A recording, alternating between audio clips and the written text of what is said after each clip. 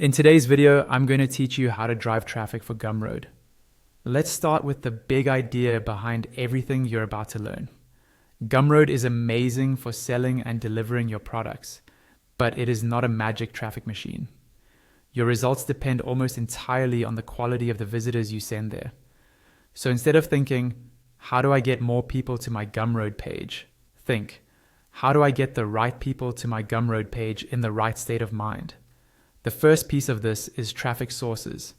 Everything starts with traffic, but not all traffic is useful for Gumroad.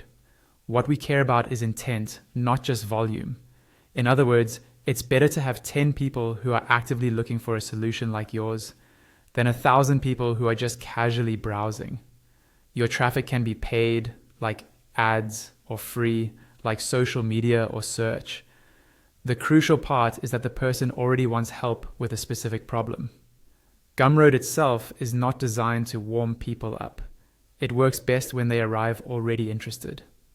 That leads into the second piece, the pre-frame or context.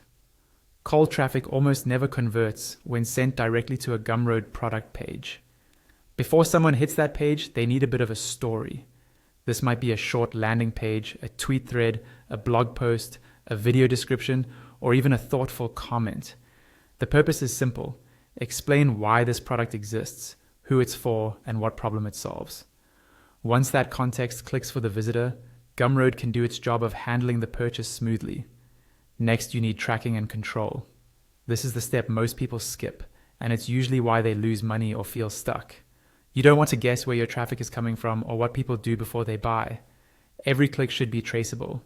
Use tracking links, analytics tools, and session recordings if possible.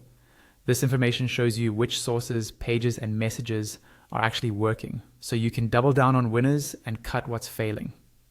Without this layer, you're flying blind and decisions become emotional instead of data-driven. Now let's talk about the Gumroad product page itself.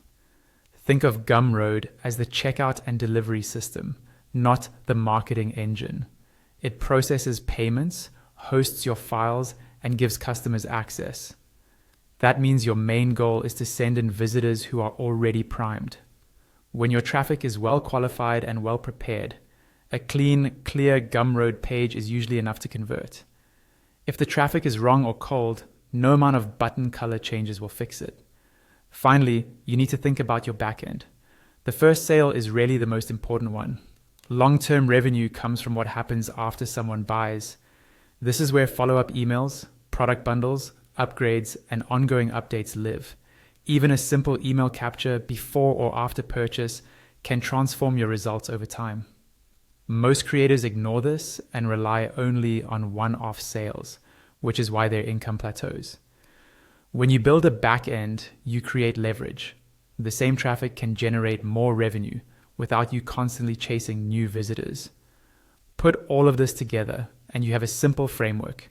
Send intent-based traffic, give it context before Gumroad, track everything, treat Gumroad as the checkout, and build a backend that keeps delivering value and offers over time. That's how you drive traffic for Gumroad in a way